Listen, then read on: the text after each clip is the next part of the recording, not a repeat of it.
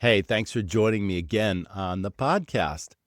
Today's guest speaks all about what it takes to be an effective, powerful general manager, someone who creates amazing opportunities for his people, recognizes talent, sets clear expectations, holds people accountable, and moves them up, which lowers turnover, creates a powerful and amazing company culture, and creates this environment that delivers amazing guest experiences that creates repeat business.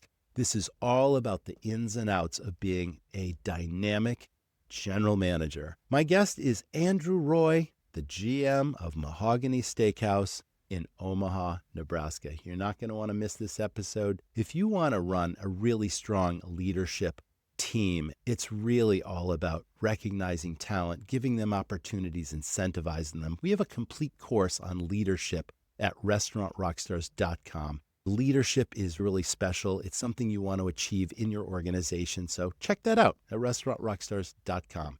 Now, on with the episode. You're tuned in to the Restaurant Rockstars podcast. Powerful ideas to rock your restaurant. Here's your host, Roger Bodwin.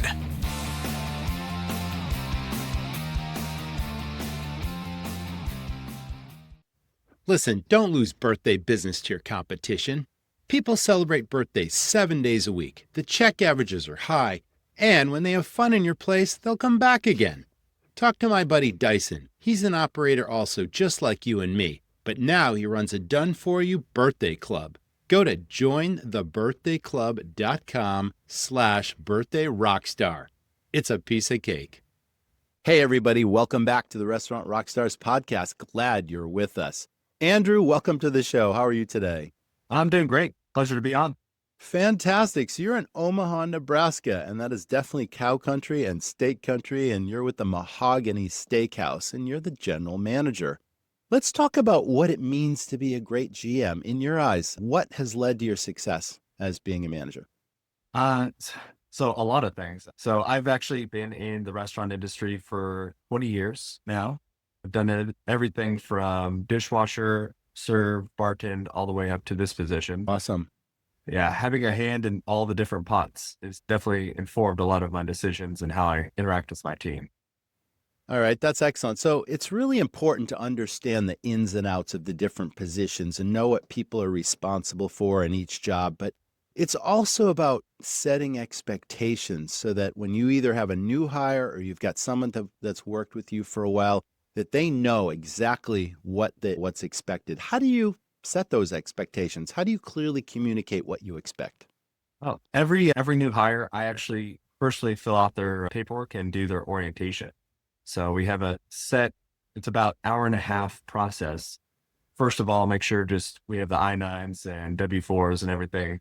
All the I's are dotted and T's crossed, but Great. Excellent. we also give them a tour and make sure they know what's coming up in our training process. They know who they can reach out to if they have any issues or questions, and they know what's expected of them moving forward.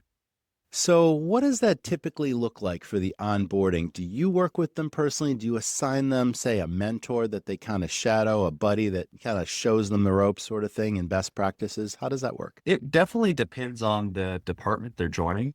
So anything front of house, we do have a set up mentor program. For, say, our hosts, it's a little less intense than the front of house server or captain, if you will. For the hosts, they have one host classroom, about an hour long, and then 3 shifts where they start doing the tasks of the job more and more. Server assistants, what we call server assistants, most restaurants call bussers. Yes, I like that better. I like that better. Yes, yeah. More professional. Yeah, they like it too. So they have about a 30-minute class right before the first shift, and they do 3, one where they follow server assistant, and then 2 where they're leading and someone's following them. Servers, a little more intense. It's about a 2 to 3 hour classroom, depending on how many questions, and then about 2 weeks of different tests and following. So excellent. Probably the hardest of all of them. All right. That's fantastic. How many seats do you have in Mahogany? So at our max capacity, it's about 303. That's a big restaurant. That's every seat seated at once. Yeah. I don't think we've ever gotten to that capacity. If you have the full bar full and most of the tables, 2 to 4 tops, usually about $250 on your craziest Friday or Saturday. Yeah. All right. That's fantastic. Now, do you get many tourists? Is it locals and tourists? Tell me about Omaha. I've been through Nebraska and never actually been to Omaha. Sure. So we do have a pretty vibrant scene here. We do have a lot of people traveling through for business. It's a benefit of being right in the middle of the country. So I'd say, depending on the week, the mix is usually about 50-50 people that we see once a week versus people from out of town who just search for best steak in town. All right. Okay. So that's great. So are you getting positive reviews and are you asking for those? Just curious. We do get positive reviews. We don't have any system in place where we ask for them. Most of our bookings are through OpenTable, and OpenTable does automatically ask for them on our behalf. Oh, that's great. Okay. Yeah. Perfect. Yeah, when restaurants don't have that, it's really sad because human nature is more likely to have someone leave a negative review regardless of what happens. They're very quick to go there, and you got to monitor these reviews. You got to respond to them. You got to show that you care. And if it's a legitimate complaint, make it right for all that, right? But like human nature, you can give them the most amazing experience on the planet and they'll be happy and they'll walk out the door and they won't think to go leave a review. And it's really unfortunate. So a lot of restaurants are now asking, hey, if you had a great experience, we'd really appreciate it if you leave us a review. And that seems to be helping, but it's great that you have OpenTable that works. Let's jump back to the expectations. Once your team have very clear expectations, they've been onboarded, they've worked with the mentors, you've put them through these classrooms. It sounds like it's fairly rigorous because you have high standards. What about accountability? Is there anything in place where you can literally see that they're definitely performing to your expectation? And what happens if that performance deviates or goes sideways? Well, sure. Let's start with the hire that's doing a great job. So I'll walk you through that whole progression. Please do. Whatever new hired, host, server assistant, server, it doesn't really matter what position. Every employee that works there, we give them 2 performance appraisals per year. And so Great. The first one actually happens 30 days after their hire date. So that's like you got through training and you should have had maybe a week or 2 when you've been by yourself. You're no longer learning these things, but you're actually performing the job, hopefully up to standards. So you, that mentor we assigned you, and then one manager, often me, but we'll sit down and we'll fill out, it's a separate page for server assistants. How are you setting the tables? Are you doing it in a timely manner? That all of them have questions about, are you arriving to work on time? Are you pleasant and enthusiastic and engaged or not? One of the fun things about that first review is the trainee actually gets an opportunity with the manager, with their mentor leaving the room, and they get to evaluate that mentor. So we get to find out, is this mentor being effective in the training process? So usually those go very well. If you made it through a training, usually things are sailing along and it's just 1 or 2 odds or ends. Obviously, if someone is not performing up to par, we do have a system, we call them written communications. And so it's you and to the managers. We usually do male and female just to make sure they're both perspectives, sit at a table out in the open and like, hey, this is something we noticed. Let's say it's persistent tardiness. We say, we have it written down. These are the 3 dates that we've noticed you've been late. We need this to be corrected going forward. Is there anything we can do to make sure that this won't be a problem in the future? And we make sure it's all crystal clear and we get it signed for their records. And we, in the onboarding process, we make sure that they know if there are 3 of those in a year, that is grounds for termination. Not instantaneous termination, but grounds. That's great. So you have disciplinary procedures, I'm hearing, for minor and major infractions. You make it very clear to people. You're taking detailed, perhaps notes, however you do that. You're keeping employee files and you're giving them these really regular twice-a-year reviews so people really know what they're doing. Do you have any consequences for, say, frequent tardiness? Do they lose shifts, or is there anything that's a deterrent for that behavior to continue besides just talking to them in public and saying, what can you do to get back on track sort of thing? Yeah, we've never really done one of those X for Y. You accidentally run it in the wrong thing. You can't work Saturdays. Okay. I'm sure that I've worked in restaurants where they've done that, but I think most of the problems, if you're clear and upfront early on, solve themselves. And the people that can't learn, we we show them the door. All right. What about pre-shift meetings? Do those happen regularly? We do. Yes. Every day, 15 minutes before the start of the shift. So, Excellent. 15 minutes is perfect. What would you consider that to be a strategy session? What do you talk about in your pre-shifts? so it's pretty easy. I'd say about 90% of it is covering topics, making sure everyone's on the same page. We go on a weekly roster of different topics, and every day we cover about the same thing. Try to mostly ask questions rather than tell people the information. For instance, this week we're talking a lot about beer. We're also doing a rapid fire. Do we have this in the bar? Does the bar carry kettle Citron or is it absolute Citron? Making sure everyone is quick and knows what we have. The other 5-10% is us talking about the major reservations that are coming in that night. Okay. Do we have a special party? Is there someone who wants to make sure the doors closed and no one interrupts during their presentation? The stuff that we all need to know. Yeah, and it sounds like reading tables is important too. Is someone in a hurry? Are they trying to catch a show or a movie, or is it a special occasion like an anniversary or birthday? Like all those things impact the guest experience as well as the sales of the restaurant. So obviously that's important too. Yeah. No, 100%. Well, that's very cool. What about suggestive selling? Is that a focus in your restaurant?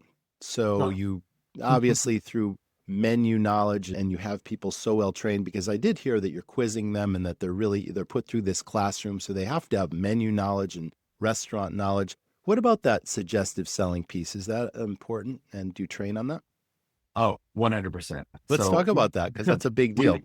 we call them spills, but they're the prepackaged practicing of selling the different items in appetizing and enticing ways. We do as a group have some pretty strict rules about that. Specifically, we always make sure that at some point we call it like sandwiching the price, but making sure if it's something off menu that the guest at some point has heard the price. If you're selling someone, one of our dishes is a chilled crab cocktail. So it's a pound of Alaskan king crab that's steamed, deshelled, chilled, served with different dipping sauces. Really fantastic That starter. sounds wonderful.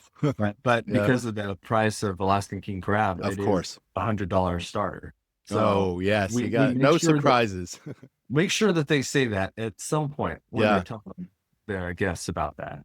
Is that enough for a couple people to share? One person? What's the portion size on that? So it's a pound before Dijon. It does work out to be about 7 to 8 ounces. Okay. Yeah. So if I were hungry, I could definitely eat one by myself. Yeah. Yeah. Me and I my would wife too. I definitely would too. shared it. But Yeah. if it's a couple, then perhaps they would share. But what a nice appetizer, a nice high end that could get you. And it's perfect fit with the steakhouse also. But yeah, you don't want to surprise them with that sticker shock because, yeah, the price of crab is huge. And obviously that's volatile as well. Okay, cool. What about a company culture? How would you describe the culture of your restaurant? So it's really cool. So me and my wife met. I went to college out in Santa Fe and we met out there. Her parents taught at OSU in Oklahoma. And so we always thought they would come and move out to us, but we ended up moving out to them. And they had a situation where they were in a housing thing that wasn't working out and they're a little older. So we actually helped them move to Tulsa. And so Mahogany has a location here in Omaha, but also 3 more down in Oklahoma. And so happened to be the place that we ended up moving in Tulsa and helping her parents move. I was right down the street from the Mahogany down there. Walked in because I was new to Oklahoma, new to Tulsa, applied as a server. I have a background in wine and bartending. Excellent. I got that job. Great And then skill set to have when you're a GM. It's good to help when you move. Yeah. Yeah. Okay. So Makes it I valuable. got that job, and they actually, so they're really big believers in promoting from within. So 6 months later, their area partner, Jake, asked if I would join the management team. I said, yes. They needed some help in the kitchen and I had never done it, but they offered to train me in a back of house kitchen management role to see if I could take on that challenge. I did it and wasn't the best. I don't have the best knife skills or anything like that, but managed through it. And I let them know that I'm more of a front of house guy. And they were actually looking for my replacement. COVID happened, shut down. They did actually pay us during the shutdown. which was a real Excellent. help. Oh, for Yeah. sure. Oh my gosh, those times going back there, but absolutely what Yeah. a benefit. All right, you're fortunate. Yeah. And so came back out. They did eventually, when we reopened, they got my replacement trained up, and I started managing front of house. And then they were moving locations in Omaha, and they were looking for a new GM to take over the move. And they asked if I'd be willing to move. So said yes, came up here, and yeah, it's been awesome. And Perfect. said that just so I could highlight they are so big at promoting from within and taking care of the people that work here. I also just want to mention as an aside, our bar manager used to be one of our old bartenders, and our private dining coordinator actually started as a host. So they're really big of taking people that have potential and seeing how much they can grow. I'm a huge believer in that. And that is a great culture because there's such high turnover in this business. There's certainly been labor challenges that a lot of restaurants are still struggling with. And a lot of that is because they're not caring deeply enough to nurture people, recognize their talents, and develop them into the next step. How do we move this person? And it's okay. I say this often that it's okay if you got a stellar line cook and they just love being a great line cook. And this guy can cook 30 steaks at a time perfectly to temp. You don't want to lose that person. But a lot of people are looking for opportunity. And if they don't see it here, they're going to try and find it elsewhere, whether it's another restaurant or another business. So I love that approach. I think that's really smart. Promoting from within. How about recognition and rewards? Is there any regular thing where you got a stellar person that stands out and they just get recognized for that in a unique way? Yeah. So we do an employee of the quarter. We always pick someone front of house and back of house. Excellent. So then at the end of the year, we also do employee of the year. So we look at those employees of the quarter and say, who really A real stood out standout. here? Yeah. We have something we call them hog stars, because the hog. Oh, gotcha. Okay. I get you. There are these little cards that all the managers have. So when someone gets a shout out from a guest, or someone went above and beyond, picked up a shift when we asked them to, something like that, we hand those out, and they're good for $20 in employee food. So you can There's a put them perk. together, and you can get 3 or 4, you can buy yourself a steak. Oh, excellent. Are you having any labor issues at all? Has it been a challenge for the hog? Yes and no. I think, after COVID, everything did change a little bit. I think we're in a fortunate situation. So last count I did, we have about 89 employees, and that's about 10 of those are kids that have gone That's off a to big college crew. and weekends. So they come back for like weekends sometimes. Yeah. And that also includes some people who've been there for 20 years. But we're always, like every restaurant, we're struggling to find people who want to work Sundays and Mondays because of the slower shifts. Of course. Yes. And all of our rock stars that have been here for 10, 15 years, well, the great shifts. And I understand. Yeah. I want to work only the good shifts too. So Are you open 7 days a week? Restaurants sell tons of fried food and your customers love it. But the hassles, hazards, and mess of fryer oil, cleaning hoods, and all that grease, well, you can forget all that with Restaurant Technologies. They deliver your oil, filter it, monitor usage, collect and recycle your waste cooking oil. Their AutoMist system automates your hood and flue cleaning, eliminating the fire risk. As a Restaurant Technologies customer, you'll also save 10 to 15% in your insurance premiums. Plus, get a bonus for new customer referrals. Get started at rti-inc.com or call 866-399-3639. Lily's Fresh Pasta refuses to compromise on quality. This family-owned business, built on time-honored traditions passed down from Lily to her son Antonio, lives on with every batch. Lily's Fresh Pasta is made to European standards using 100% non-GMO, glyphosate-free Italian unbleached wheat. Lily's is served in the finest restaurants in America. I've had Lily's Fresh Pasta many times, and I can tell you it's always molto buono. Elevate your menu. Serve Lily's Fresh Pasta in your restaurant. Ask your local food service representative or call Antonio directly at 603-818-2100. And be sure to follow Lily's on Instagram at Lily's Fresh Pasta. we Okay. open every day, but Christmas and Thanksgiving, and occasionally New Year's Day if it's on like a Monday 2 years ago. Yeah, discounting and value are two entirely different things. But when we have a slow night in our restaurants, it's really important to try to figure out some way of driving some traffic in the door, whether that's through a loss leader, but we're selling alcohol, so it's still profitable, or getting people in for another table turn before it gets busy at 7 p.m. Like all these are strategies. Is there anything special that you're doing on those slower days to try to up the business levels? We haven't implemented it, but we're talking about doing 10 to 20% off all bottles of wine. Okay. We wanted it, if we do it, we want it to be across the board. So it's easy to understand, easy to promote, which we have a sliding scale where we charge slightly lower markup for higher end bottles. Mhm. So we have to make sure it's a percentage that doesn't, bankrupt us or anything Oh, of like that. course.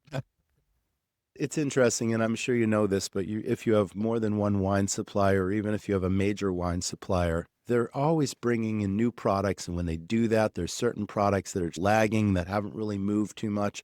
And that doesn't affect or mean that the quality of those products are bad. It just didn't catch on for whatever reason. And I used to always ask them, like, what do you got sitting around the warehouse that I can bring in for a really great price, where I can charge a really great margin? And they're not going to see it anywhere else. They're not going to have any idea. And then I can discount those wines and do a special promotion like this. I'm so quick to point out all the time, you don't ask, you don't get. So I was always working with my suppliers to ask them about different things to help my profitability. Speaking of profits, as a GM, do you get involved in the financial side of the business at all? And are you held accountable for food and labor costs and all that kind of stuff? Talk about that. Oh, 100%. The P&L is my scorecard. We do 13 financial periods per year. And so we're tracking to see, are we increasing sales from last year? And is our labor in line with what we expect? Are our cost of goods sold in line with what we expect them to be? And are we actually making money? Which, yeah. If we don't do that, no one has a job. Exactly. Yeah. Taking regular inventory, that sort of thing. Yes. I try to do at least one inventory with one of the guys. Usually, That's always a good idea. Checks and balances. Yeah, that's for important. sure. Yeah. And so my bar manager takes the lead on counting the bar step. We have him assistant. He's just a bartender, but he's trained up. He's really good. So it's a lot of bottles. So we have altogether about 200 grand in booze inventory. Oh, wow. That is a huge inventory. So all the more reason why inventory is important. So I'm sure you have a system in place to track that, because that could be an onerous process. Yes. Yeah. That's terrific. How about marketing strategy? Anything special that really works for your business and how you promote? And just asking if you use influencers, or how do you drive some of that traffic that may not be aware of Mahogany Steakhouse? So we do some marketing. We have an email list where we'll send out email blasts when we have special events, if we're closed, that sort of thing. All the things that you might expect. Facebook, not as much on Instagram or any of that. We do have promoted days on Open Table. They allow you to promote. So essentially Sunday, Monday, we pay a little more to have our name show up at the top, just so people see us when they're hungry and booking reservations. And then we do some advertising at the local airport. So when you're picking up your bags, you'll see a sign that has our steakhouse and pictures of our steakhouse and a lobster. Okay. Yeah, I could see where that would totally work. Someone's coming into town. They don't know what's a great place. Everyone wants to have an Omaha steak, and they see it and it's okay, we're going there. That's fantastic. And then they tell their Uber driver, take me right to the Mahogany Sure. Yeah. right now. Okay, that's cool. Excellent. Now, what about challenging customers? Does that happen often? Yeah. So the way I think about it, I assume probably about 1% of the population's a little crazy. We do have every once in a while some crazy people. One of the things I like to tell my management team is we're all human. We make mistakes too. So yes, we do occasionally have some complaints. Do you train your team to try to diffuse the situation and to make things right, meaning on the floor level versus calling the manager? Because I know in my experience, a guest might have a problem. And if a person is not empowered to use their best judgment to solve that problem, let me go ask my manager. Now the person feels embarrassed. And the manager comes to the table. They have to describe or complain about it for the second time. I'm just curious if there's any empowerment or what that process looks like at your place. Oh, sure. So I would say for a large majority of the cases, that's what happens. We do always make sure a manager follows up though. So That's important. yeah, if a server comes and tells me that they really just didn't like the rotten potatoes. So any of my managers that work with me, they would instantly take those off the bill. But our rules, we follow back up. The exception in that case, we do as a rule, managers always handle alcohol complaints or anything involving alcohol, mostly just to protect the servers. People have been drinking. If there's a concern about cutting someone off or overconsumption, we always want if they're angry, for that anger to go to the management team. Because that's why we're here. That makes sense. This episode has made me slightly hungry because it's lunchtime. Do you have I'm assuming you have a wide variety of cuts of beef and different styles of beef, and how deep do you go? Because again, this is a major steakhouse. So we have 3 different types of fillets, mostly size differences, but also bone and fillet. And that's one of the ones we're known for. A couple different ribeyes, strip steaks. Obviously we do a porterhouse. And then we do a rotating selection of different featured items. So we'll get A5 Japanese Wagyu, we'll get dry aged cowboys. So yeah, it's every week it's something different, but kind of core, we have the ribeyes, New York strips. We've got the porterhouse all the time. And of course, pork chop, chicken, and seafood selections. Awesome. Now, I'm a huge believer in hooks, and not everyone knows what a hook is, but a hook is something that catches the guest's imagination. It's something unique, special, or different about a process or about something you do that's just got wow factor. I was at a steakhouse in Waco, Texas.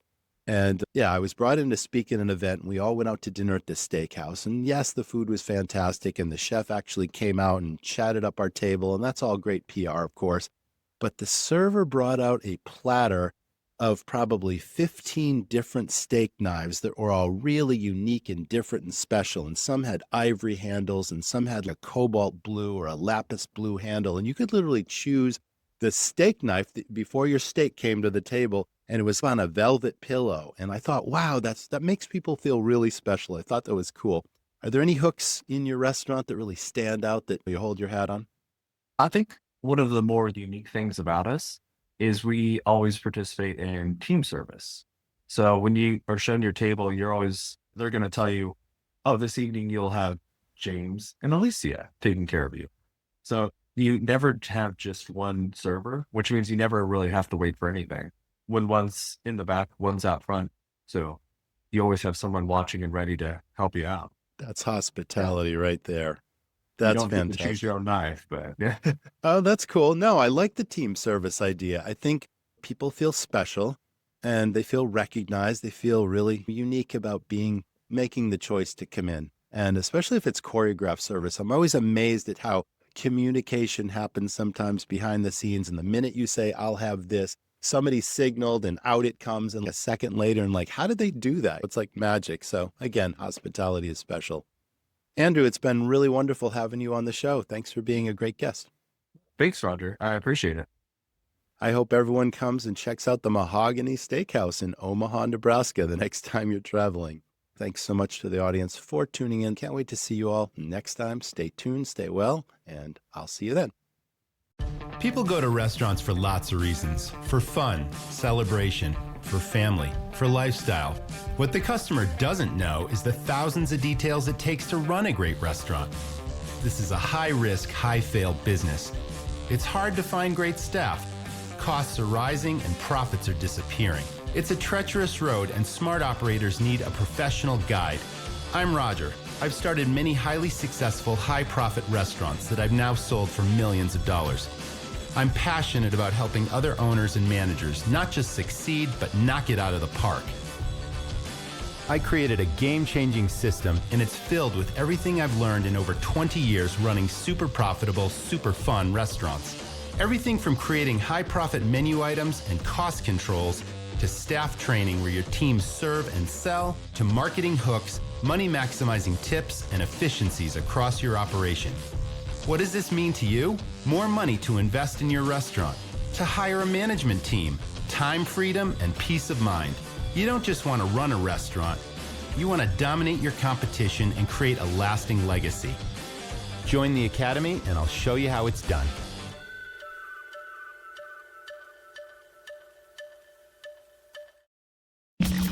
Thanks for listening to the Restaurant Rockstars podcast. For lots of great resources, head over to restaurantrockstars.com. See you next time.